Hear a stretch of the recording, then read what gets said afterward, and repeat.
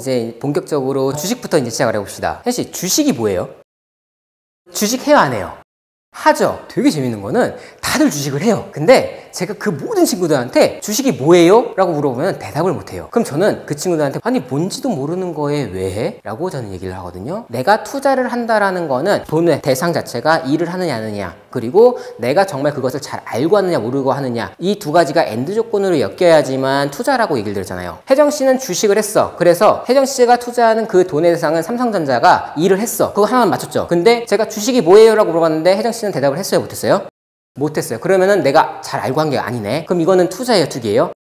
그럼 대한민국에 있는 젊은 친구들은 정말 투자를 하고 있을까? 투자를 하고 있는 사람들이 거의 없어요. 그래서 제가 하나씩 기본부터 좀 잡아드릴 건데, 주식이라는 거는요, 그 회사의 지분을 사는 거예요. 그 회사의 지분 사는 걸로 어떻게 돈이 벌어져요? 기업은 발전을 해야 안 해요? 하죠. 그러면은 그 기업이 성장을 하게 되면은 그 기업의 가치는 어떻게 돼요?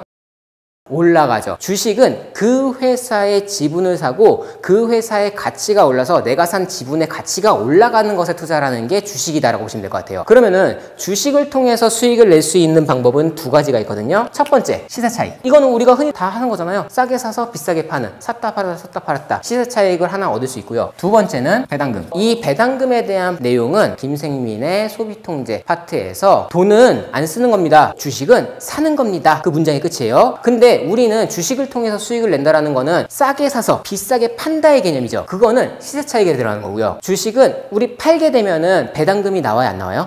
안 나와요. 즉 배당금을 받는다는 거는 김생민의 그 소비통제에서 나왔던 그 말은 뭐냐면은 내가 돈을 가지고 주식을 투자해. 그리고 이건 파는 게 아니라 사기만 하는 거야. 그래서 여기서 이 주식에서 나오는 배당금을 가지고 내가 소득을 창출하는 하나의 파이프라인을 만들 거야. 그 맥락이다라고 보시면 될 것 같아요. 그래서 두 가지의 시점으로 우리는 주식을 이제 판단을 해야 된다라고 생각을 하시면 돼요. 주식회사는 정말 많아요. 근데 그 주식회사의 테두리 범위 안에는 상장되어 있는 기업과 상장되어 있지 않은 비상장 기업들이 있어요. 그러면은 상장되어 있는 기업은 대한민국에 몇 개의 기업이 있을 것 같아요? 코스피 대략 800개 기업, 코스닥 대략 1300개 기업. 그럼 코스피, 코스닥 합쳐가지고 대략 2300개의 기업이 주식회사로 등록이 되어 있는데, 그럼 비상장 기업들은 대한민국에 엄청 많아요. 한 2만 개, 3만 개 있을 거예요. 그러면은 모든 기업들은 상장을 하고 싶을까, 안 하고 싶을까?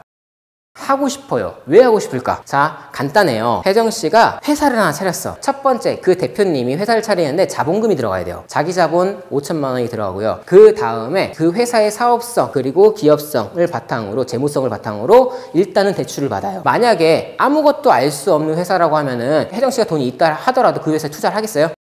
그쵸. 회사 망해버리면은 그거 다 날리는 거야. 그렇기 때문에 비상장 기업들은 처음에 상장을 하지만 투자금을 빌릴 수 있는 곳은 은행밖에 없어요. 모든 기업들이 자본 조달을 원활하게 하고 싶어 하기 때문에 상장을 하고 싶어 한다라고 보시면 될 것 같아요. 경제신문을 제가 매일같이 읽어야 된다 라고 얘기를 해요. 왜? 경제의 흐름에 우리가 파악을 해야지만 경제 흐름에다가 내 돈을 태울 수가 있기 때문에 모든 기업들, 비상장 기업이 상장을 하기 위한 기본 조건이다라고 보시면 될 것 같아요. 신문기사는 딱 두 줄이에요. ING생명보험이 공모가를 예상 밴드 수준인 33,000원 확정하며 기업 공개에 한 발 다가섰다. 딱 두 줄이거든요. 이 신문 읽기 어려워요, 쉬워요? 쉽죠? 근데 내용은 혹시 이해가 되세요?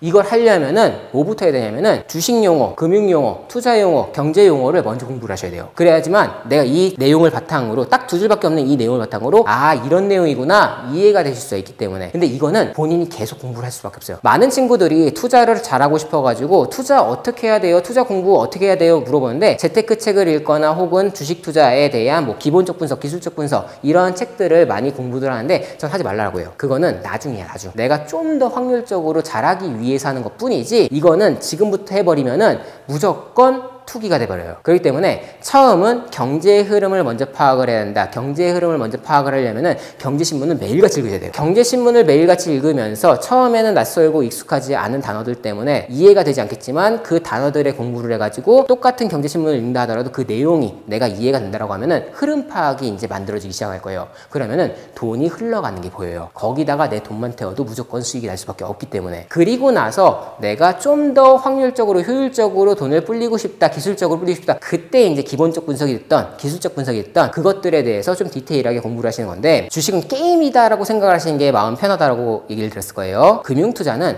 두 가지 게임이 엔드 조건으로 엮여 있다고 보시면 돼요. 첫 번째는 확률 게임이에요. 어찌됐든 모든 투자는 오르고 아니면 떨어지고 아니에요? 그러면 확률은 몇 대 몇이에요? 5대5. 오르거나 떨어지거나. 두 번째는 심리 게임이에요. 어찌됐든 그 투자의 시장 안에서 가격 형성은 결국엔 투자자들이 샀다 팔았다의 거래 체결로 인해 가지고 가격이 형성되기 때문에 투자자들이 그 가격을 만들어가는 것이기 때문에 심리 게임이다라고 보시면 될 것 같아요. 그러면은 첫 번째, 내가 기술적으로 이런 확률을 올리기 위해서 5대5의 확률에서 6대4, 7대3, 8대2까지 확률을 올리려면은 내가 기술적으로 차트도 볼 줄 알아야 되고 기본적 분석으로서 재무 상태라던가 이제 기업에 대한 분석을 이제 할 수가 있어야겠죠. 그런데 그 모든 베이스는 경제 흐름을 내가 알아야지만, 그래야지만 확률이 5대5에서 8대2까지 올라갈 수 있는 확률 게임이다. 두 번째는 심리 게임으로서 과거의 지표들을 바탕으로, 과거의 흐름들을 바탕으로 투자자들은 그걸 보고서 예상을 하고 움직일 수밖에 없기 때문에 내가 이 심리를 잘 파악을 할 수 있다라고 하면은 투자를 함에 있어서 조금 더 높은 확률로 수익을 얻을 수가 있게 돼버린다. 결국에는 재미가 없어요. 왜냐면은 다들 자극적으로 투자를 해가지고 수익을 내고 싶어하는 기대는 너무나도 크지만, 사실 이게 모든 것들이 만들어지려면은 지금 얘기했던 이 모든 내용이 수반이 되어야지만 이 내용이 안정적으로 가능하기 때문에 대다수의 친구들은 요거는 너무나도 하고 싶은데 공부하는 거를 너무나도 싫어하기 때문에, 그래서 자꾸 차트 분석을 보면 흐름 파악만 하면서 예측을 하고 예상을 하고 하면서 투기로 언젠가는 샀다 팔았다 하면서 가격의 변동에다가 내 돈을 태우는, 그렇게 돼버리면은 그 기업의 지분에다가 투자를 하는 게 아니라 가격 변동에다가 내 돈을 태우는 거기 때문에, 제가 비트코인 때도 얘기를 드렸죠. 가격 변동에다가 비트코인을 샀다 팔았다 하면은 그거는 투자가 될 수가 없다. 주식도 마찬가지다라고 보시면 될 것 같아요. 그러면은 이제 하나씩 제가 좀 설명을 드려볼게요. 두 줄이라 했어요. 공모가는 뭐예요? 예를 들어 기업의 가치가 있어요. 그 기업의 가치는 눈에 보여요, 안 보여요?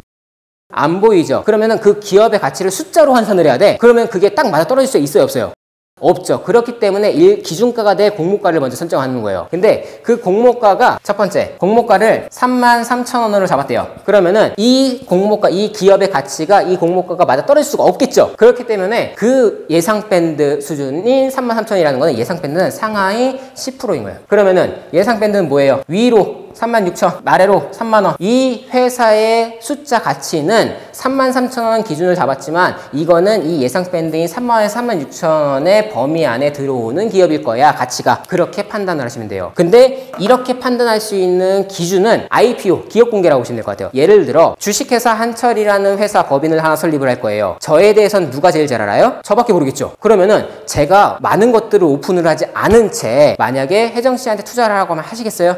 안 하시겠죠. 기업 공개 뭐냐면 제 모든 걸 다 오픈하는 거예요. 제가 가지고 있는 마인드, 가치관, 성격, 사업성, 그리고 지식적 능력, 아니면 재무 건전성, 아니면 시부까지. 그래서 그 모든 것들을 상계 처리를 해서 숫자로 환산을 하는 게 기업 공개다 라고 보시면 될 것 같아요. 그렇기 때문에 이러한 절차 과정을 통해서 한국거래소에 모든 상장, 비상장 기업이 상장을 하고 싶어서 등록을 해요. 상장을 하는 절차 과정은 굳이 디테일하게 보지 않으셔도 돼요. 청약하죠. 분양. 그거랑 과정이 똑같아요. 우리 청약저축 가입을 해가지고 청약 통장 신청을 하죠. 그러면은 뭘로 해요? 청약홈이라는 어플이 있어요. 한국감정평가원에서 운영을 하는 청약홈이라는 사이트를 통해서 내가 자격 조건만 확인을 해가지고 된다라고 하면 그냥 청약 신청이 돼버려요. 그냥 버튼 하나로. 근데 과거의 청약은 어떻게 했어요? 우리 드라마 보면은 우리 부모님들이 자꾸 어디 가요? 모델하우스에, 그 빈 땅에다가 모델하우스 가건물 하나 세워놓고 여기가 이렇게 발전이 될 거예요. 조형도 조감도를 만들어 놓고선 사람들한테 이렇게 개발이 됩니다 라고 보여드리고, 분양 신청하시겠어요? 라고 하면서 사람들이 분양 신청을 사인을 하죠. 그런 다음에 접수를 하고 당첨이 되면은 이제 받아가는 형식이었는데, 마찬가지예요. 처음에 어찌됐든 기업이 상장을 하려면은 투자자가 처음에 있어야 돼요. 투자자가 처음에 있어야 되기 때문에 투자 설명회를 열어요. 우리 회사가 이런 회사입니다. 우리의 가치가 이런 가치가 있고 우리 앞으로의 사업성은 이런 사업성이 있습니다 라고 하면서 투자 설명회를 오픈을 하고, 그 투자 설명회에 온 투자자들이 그 내용들을 판단을 한 다음에 공모 가격이 형성이 되겠죠. 가치를 판단하니까. 그런 다음에 청약을 주는 거예요. 우리 아파트 분양 넣었어요. 청약 당첨됐어요. 좋아요, 안 좋아요?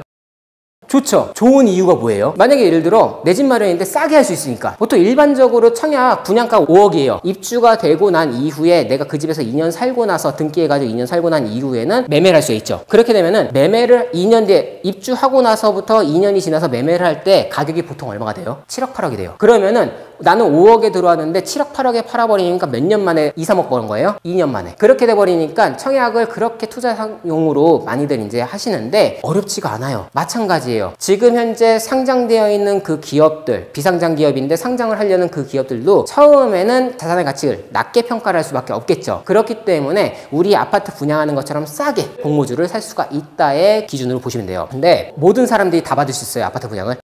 마찬가지예요. 우리가 회사가 기업이 상장을 하는데 상장에 대한 그 주식 수는 정해져 있을 거예요. 그러면은 내가 이 공모주를 받을 수 있는 주식의 수량은 정해져 있는데 그 회사에 대한 주식을 사고 싶은 사람들이 너무나도 많아. 그러면 다 살 수 있어요? 다 받을 수 있어요? 못 받아요. 그러면은 투자를 내가 공모주를 당첨받지 못한 사람들이 많겠죠. 그러면은 내가 공모주를 받지 못한다고 해서 그 회사를 내가 매매를 할 수가 없어요?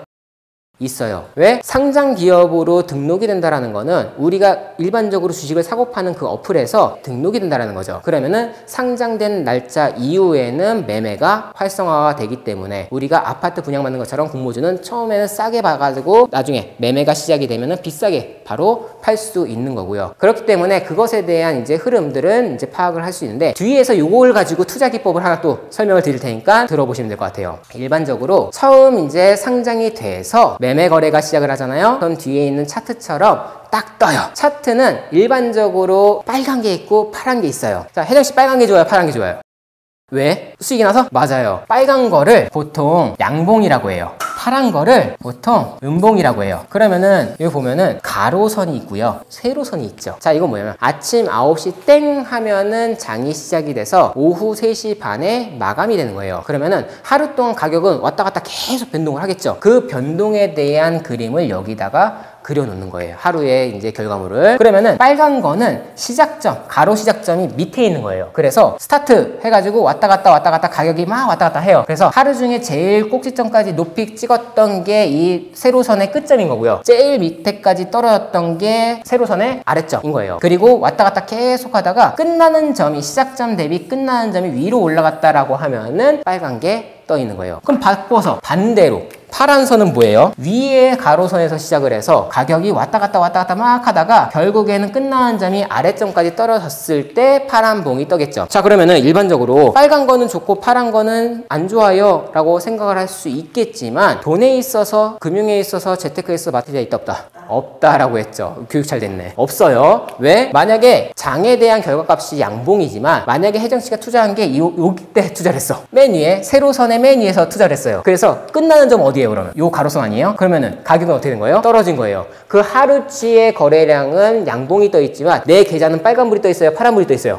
그렇지. 바꿔서 하루치의 계좌는 파란불이 떠 있지만 내가 이 밑에 제일 저점에서 산 거예요. 그러면은 끝나는 점 어디라고 했어요? 여기에서 시작을 해서 여기서 끝나는 거랬죠. 근데 나는 이때 산 거잖아. 그러면은 가격이 나는 올라간 거네. 그러면 내 계좌에는 빨간불이겠죠. 그렇기 때문에 맞다틀이 나왔어. 다만 거래를 함에 있어서 시장에서의 가격 형성은 수요와 공급이라 그랬죠. 살려는 심리가 많으면은 가격은 어떻게 된다 그랬어요? 올라가요. 물량은 정해져 있어. 살려는 사람이 많아. 그럼 가격은 올라간다 그랬죠. 그러면은 이 양봉이 좋다라고 하는 이유는 살려는 사람이 많은 거야. 가격이 어떻게 돼? 점점 올라가는 거죠. 그럼 이건 뭐예요? 사람들이 사고 싶은 거야? 아니면은 사기 싫은 거야? 사고 싶은 물건이죠. 그렇기 때문에 이 이후에도 올라갈 확률이 높다라고 판단을 하기 때문에 빨간불이 좋다라고 생각을 하시는 게 맞다. 반대로 파란불이 뜬다라는 거는 살려는 사람보다 팔려는 사람이 많기 때문에 앞으로 떨어질 확률이 높기 때문에 파란불은 안 좋다라고 그렇게 분위기 파악을 하신다라고 보시면 돼요. 결국에는 상승과 하락, 하루치의 상승과 하락이 매일같이 365일이 쌓여가지고 1년치의 흐름이 만들어지는 거예요. 이 이후에도 계속적으로 상승과 하락의 반복인 건데 투자하는 데 있어서는 첫 번째 뭐라 그랬어요? 수익이 시세 차익이라고 얘기를 드렸죠. 차트를 아까 전에 하루짜리 양봉 음봉을 얘기를 드렸지만 결국에는 평일 기준 5일, 한 주에 5일, 그리고 한 달에 20일 거래일 바탕으로 돈이 굴러갈 건데, 시장이 굴러갈 건데 1년이라고 따지면은 결국에는 막 왔다 갔다 하면서 막 방향성을 만들어가지고 뭐 흘러가겠죠. 그럼 문제는 뭐예요? 1월 1일, 12월 31일이에요. 시작점은 여기서 시작을 해가지고 끝나는 점은 여기라고 가정을 해봅시다. 그리고 나서 그 다음 연도에 갑자기 확 이렇게 떨어진 거야. 시세 차익이라는 거는 이때 사서 이때 팔아야죠. 대한민국에 있는 젊은 친구들은 샀다 팔았다 이거 반복 아니에요? 근데 여기에 차트는 뭐예요? 횡보를 하면서 여기 안에서 가격 변동을 이렇게 막 하는데 여기에서 시세 차익이 없겠다고 사타파타 하고 있다고. 이게 무슨 시세 차익이야? 그냥 가격 변동에다가 내 돈을 넣어가지고 돈 먹고 돈 먹기라는 거지. 그럼 이거는 투자예요? 투기지. 시세 차익이라는 거는 큰 흐름, 경제의 흐름 안에서 상승과 하락의 반복 안에서 내가 이때 사가지고 이때 파는 게 시세 차익. 아니 이 떨어질 게 뻔히 보이는데 냅두면 그게 바보지. 무조건 팔아야지. 그렇기 때문에 시세 차익은 무조건 나쁘다가 아니라 여러분들이 젊은 친구들이 하는 시세 차익의 기준과 제가 얘기하는 시세 차익 기준이 완전 다른 거예요. 그렇기 때문에 경제의 흐름에다가 투자를 해야 된다라고 보시면 될 것 같아요.